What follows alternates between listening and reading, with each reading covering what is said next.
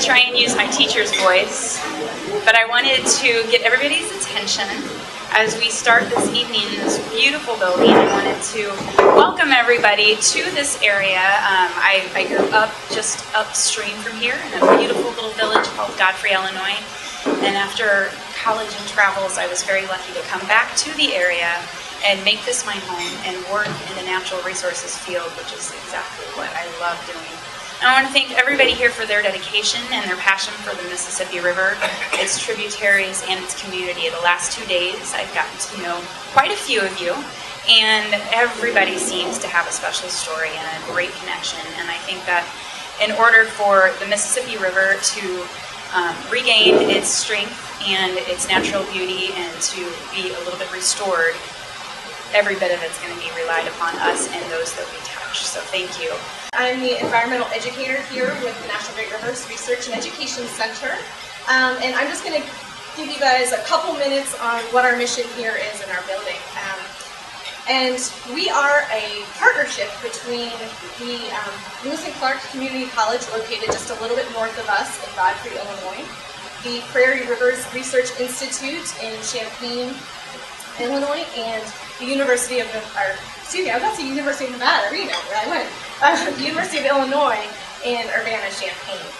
And our mission here is to study and research the large river systems, big rivers, their watersheds, and the floodplains around them, as well as the communities that are connected to those watersheds.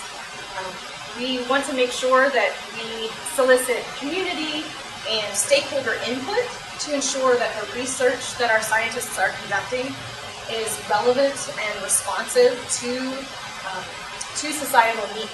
So making sure that we are keeping in mind what the priorities of our communities as well as the science community are. I'm Colin Wellenkamp, the director of the Mississippi River Cities and Towns Initiative, and just like this morning with Mayor Slay, we want to thank Amy and Jennifer and Claudia for this opportunity tonight as well. Amy called me up a few months ago and she said, "Hey, look, you ever been to NGREC?" And I said, "As a matter of fact, I have. Yeah, it's really cool." And she said, "Well, do you think you could get a mayor or two out there? We'd really like to have what they think about it too on the agenda." And I said, "I don't know. Let me ask." And well, it didn't take much coaxing. In fact, they couldn't get out of their mouths fast enough to want to come. So we have two great assets to the mayor's efforts with you this evening. But before we get started, I also want to recognize someone who's been a fantastic resource for us in getting this started, and that is Pat McGinnis right here. He has been a force for helping us bring the mayors together and helping the mayors stay on point and stay focused. There's a lot of issues around this wonderful resource that's the Mississippi River. When you're dealing with the third largest river on Earth, you're going to have a lot of issues. So which ones do you pick? Where do you go? How do you iron them all out? Pat has been a fantastic resource for us in that regard. So thank you. Now on to our mayors. What I wanted to do here tonight is, my understanding is most of you have never been here before, and this is I want to give you a little insight as to what this facility really is. I am Tom Hoechst. I'm the mayor of Alton, Illinois. I'm just about to wrap up my first 4 years, and I'd like to welcome you to the National Great Rivers Research and Education Center. We lovingly call this NGREC. And it's a partnership between Lewis and Clark Community College, as somebody mentioned, is right up the road here in Grafton. It's tied in with the University of Illinois, Champaign-Urbana, and the Illinois National History Survey. This is a state-of-the-art facility, make no mistake about it. And the first phase of this facility, which it is in 3 phases, and as you can tell by all the construction going on outside, we're in phase 2.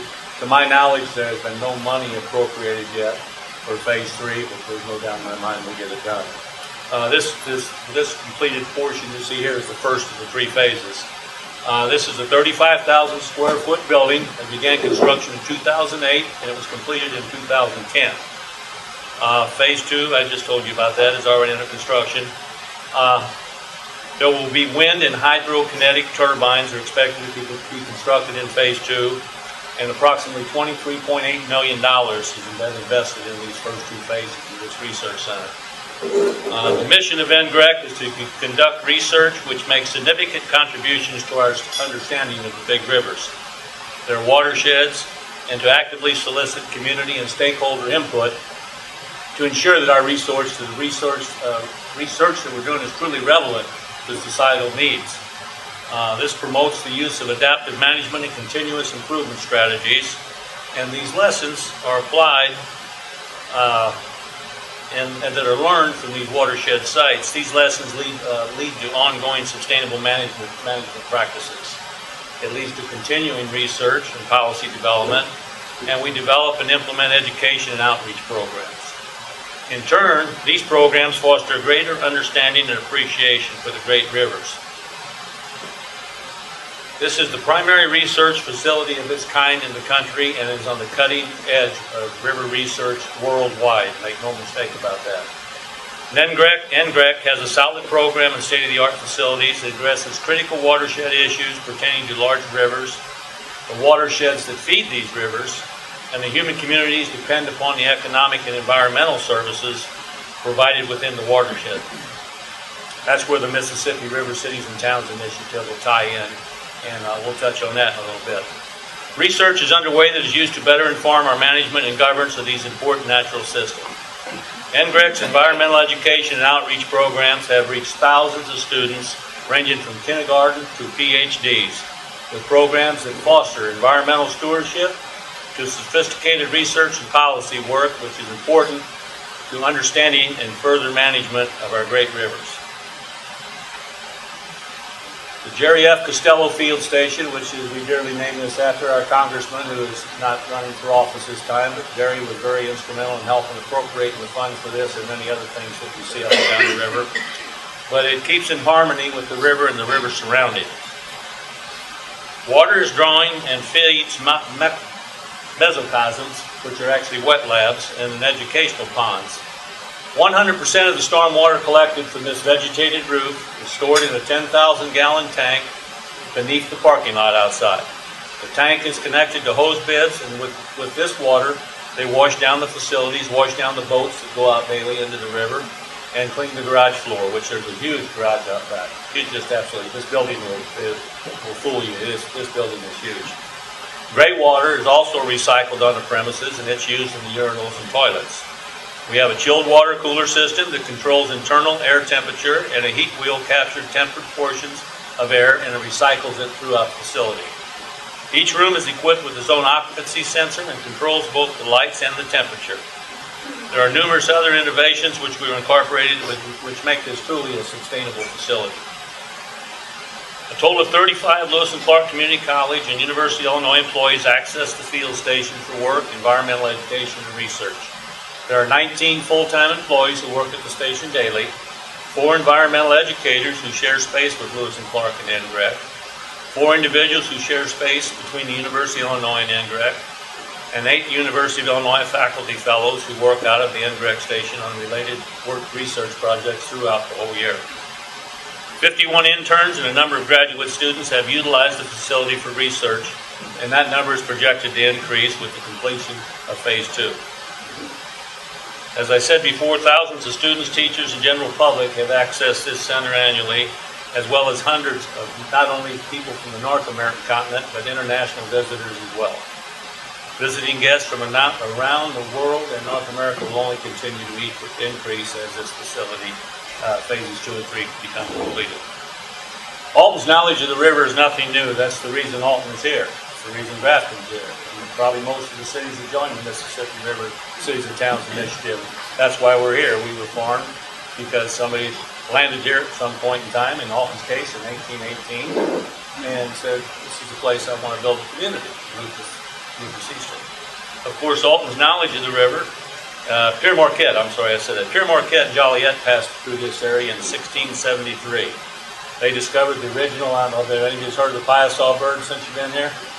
But anyway, they discovered the Piasa bird, which was a painting on the bluff. So I've been told, and I don't know if it's fact, but it's the largest North American painting that has ever been found. That was painted by the Indians. Lewis and Clark started their journey to the Pacific, about 2 miles east of here, down the river. And Rufus Easton laid out the city, as I said, on July the 21st, 1837. We incorporated. We just celebrated our 175th year as a community back on July 21st.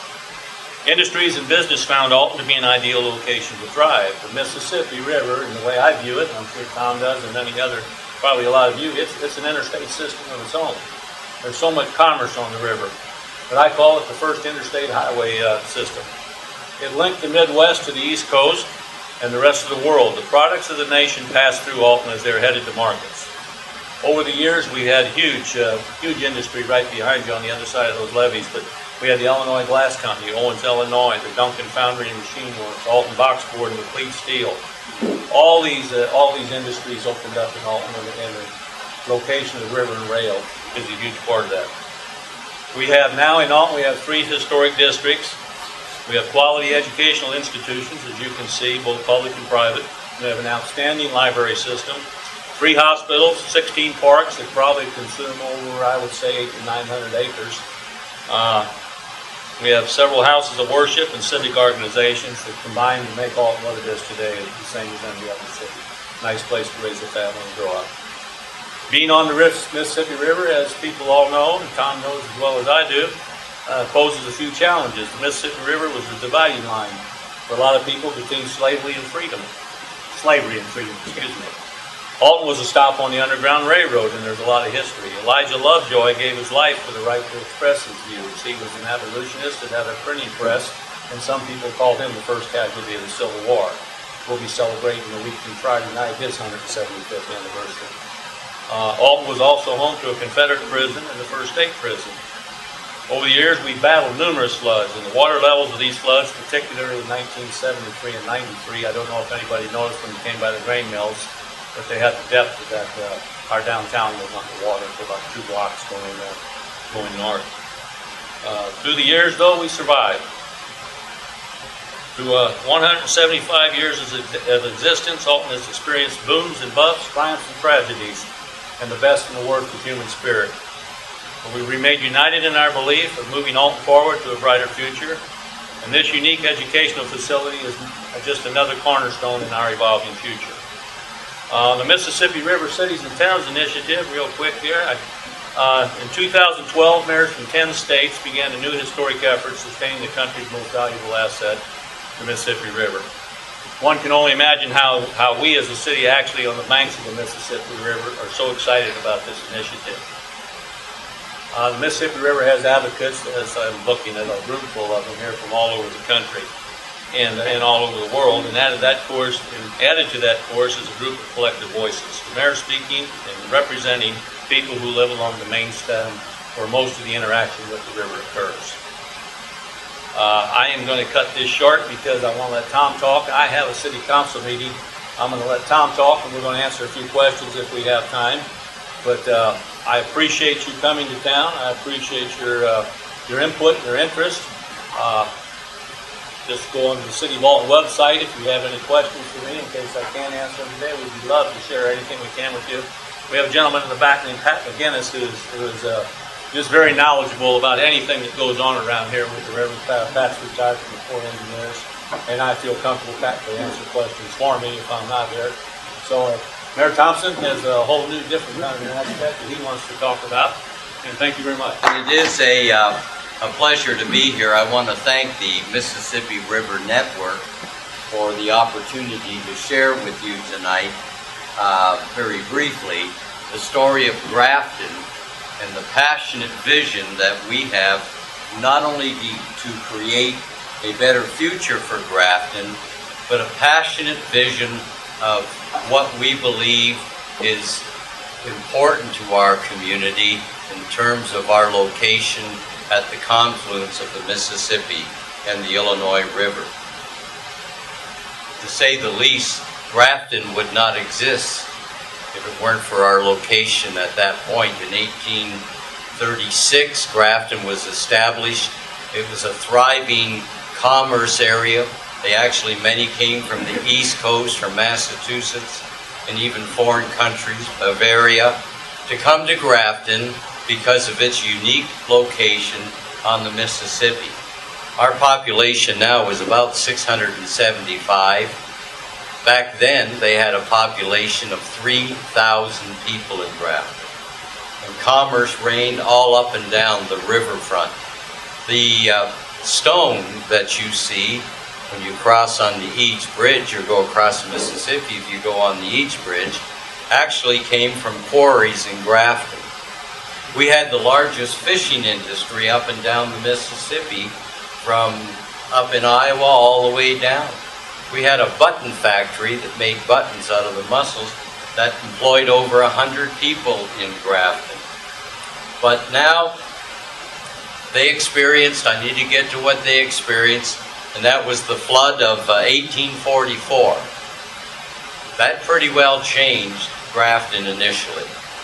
The great river boats that came to Grafton had to pull all the way up, or could pull all the way up, where we have our main park in the middle of the city.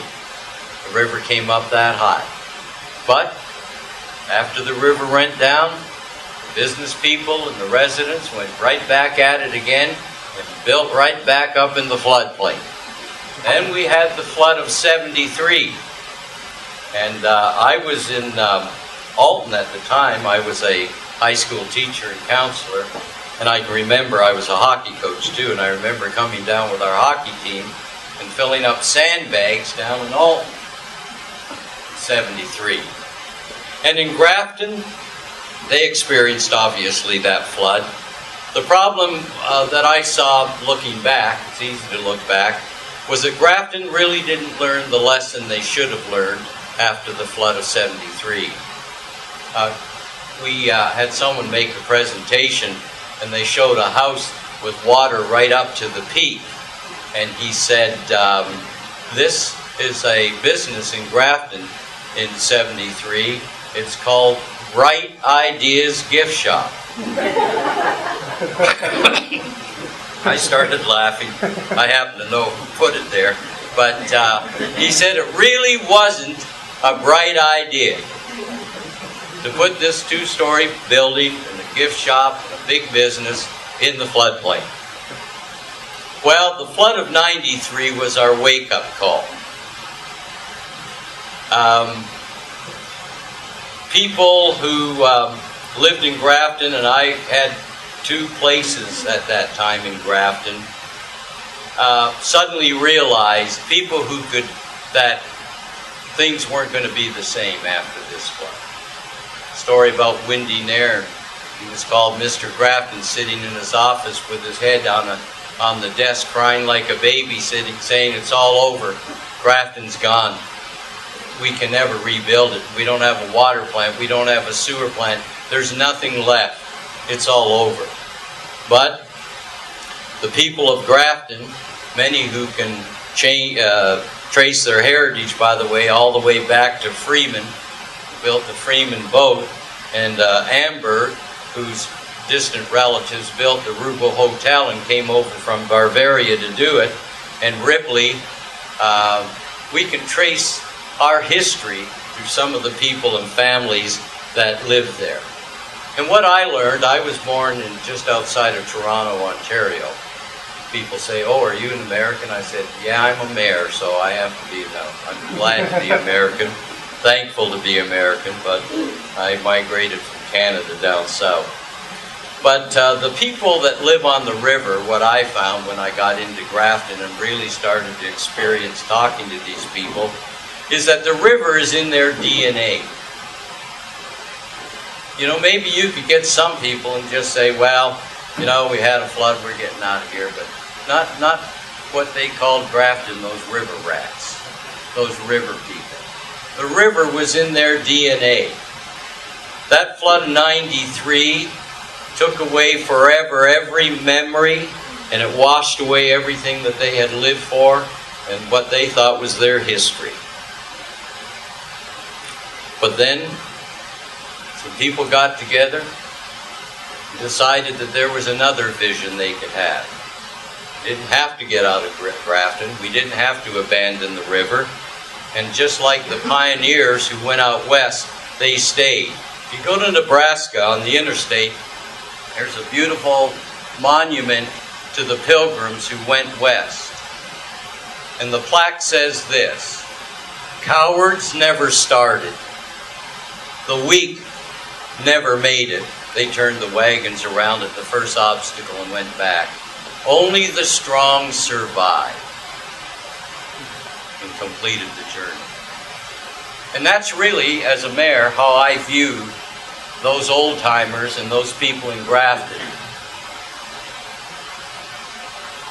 Cowards got out of town. People that lived in the trailer courts in the floodplain packed up the pickup trucks and headed south or north, but they got out of Grafton. There were some people who had an idea they could come in, right around that time, maybe get some property and do something. They gave up when they faced the first obstacle. They left. And now, I believe we're left with the strong who survive. Well, you have to understand something about the help that we got. We collaborated, of course, with probably groups, I hope we did, with groups like you and others. And the state did help us. The federal government did help us.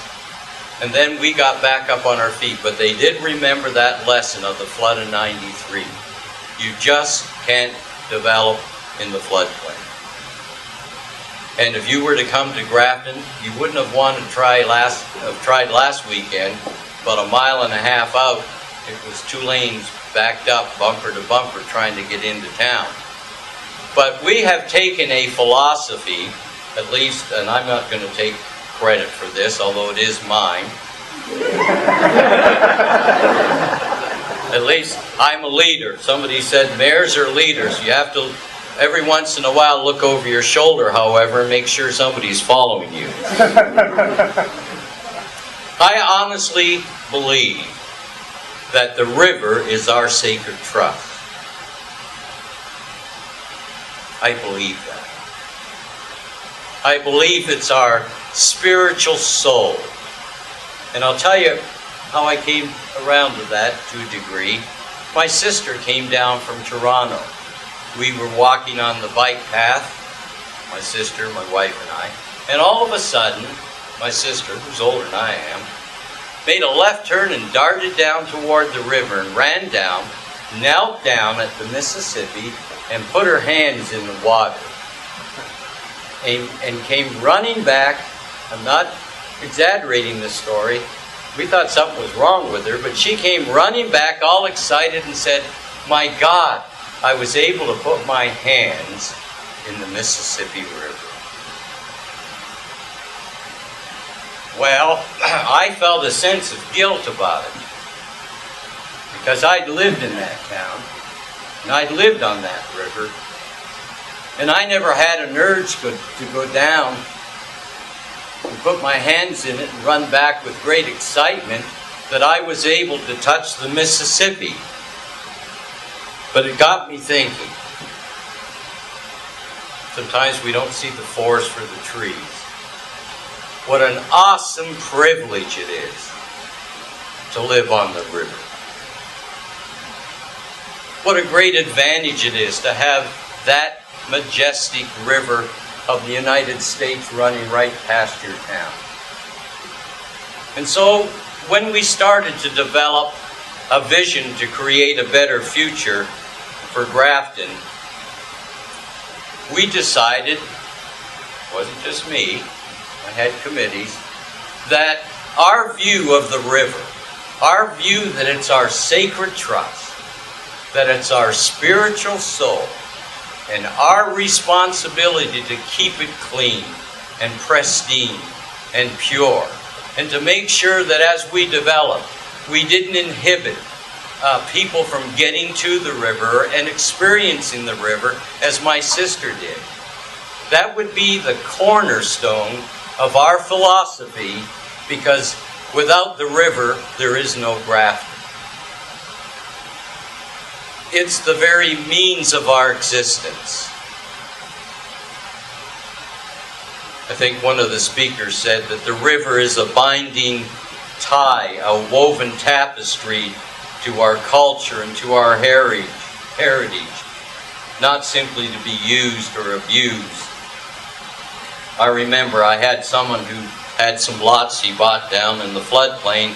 He came all haughty to me and said, I'm going to put in a big campground and trailer court. We'll have to have poles 8 feet up in the air to get the electricity up there to be out of the floodplain. I let him talk and I said, not really. He said, what do you mean? I said, that's not going to happen. You're not going to block the view of the river, destroy that beauty. I know where it is, by sticking about 25 telephone poles in the area with electricity run to them, clogged up with a bunch of trailers or whatever you're going to put. Those of us who live in Grafton love the view. And those people who come to Grafton to spend their money do not come to see telephone poles in the floodplain. They come to view and experience the river. So it's not going to be done. Well, when you're a mayor, and Tom knows this, you have to have courage to make the right decisions. You may lose friends, you may lose votes, you may even lose some prestige, but you always have to stick to those core principles that you firmly in your heart believe in. And I believe that the river is there for us to view, to appreciate, and to enjoy. My first year as mayor, we spent $120,000 out of a budget a little under $500,000 to buy 6 lots that are right in the center of town. And if someone would have kept those lots, he was going to put 6 stick houses on them. And when I found that out, I convinced the board we had to buy them for much more than they were worth, $120,000. And people, of course, say, well, I guess he just doesn't believe in property rights. No, that's not the issue. We had a grander view of things. We had a higher purpose, a greater mission. That was to keep that area pristine and accessible to the public. We're developing green space. We're developing an area for bird watching and for picnicking. Because we don't want people to drive down that beautiful scenic byway, look out the car window and say, hey, George, there's the Mississippi. We want you to park your car, get out of it, and come down and start to get the same sense of awe and wonder that we have about our river. We can't abandon it. We have to have a sense of its purpose in nature. Churchill described democracy by using the Mississippi as his example. He said, democracy is like the Mississippi. Let it roll, let it roll. You can't control it. And he went on to say that no number of prayers or entreaties can stop it when it wants to roll. We know that. We respect its power. But he also used another adjective when he said it is also a kind river, a graceful river, a majestic river. We live in both those worlds, but we're grateful that we're on the river. I'm going to close with a thought. I want to thank Colin for his kind introduction, but I am part of that group of mayors, and I can only tell you as a mayor, I hope you picked up my enthusiasm and my philosophy for the river. But I was able to interact with other mayors. I thought I was the Lone Ranger sometimes. Tom's my friend. I know how he feels about the river like I do. But sometimes you think, are there other people that believe this, think this way? There were. It was so inspirational, encouraging to me. And I've kept some of those relationships through emails and conversations, that it isn't just one guy in Grafton or Alton. All up and down this river, we have mayors who believe, as I believe, that it's our sacred trust. We must do everything we can to keep it pristine and beautiful and protect it. and make sure whatever we do in our towns along the Mississippi, that it fits in with that picture of this wonderful, pristine river. But we believe that we can work and want to work, I do, with your group. We're not at opposite ends of the pole. You're going to find when you work with the mayors that there are a lot of people, maybe some of us are a little fanatical, that believe and have in kind the same philosophies that you have, the same goals you have. And therefore we can collaborate and join together in a great effort to do what I've read in your literature and to do what we want to do. We live on the river. We're not going to move away from it. But as we live on the river, we want to keep it accessible to our families and accessible to visitors, and to make sure that we do everything in our human ability and power to keep it clean and beautiful and awesome.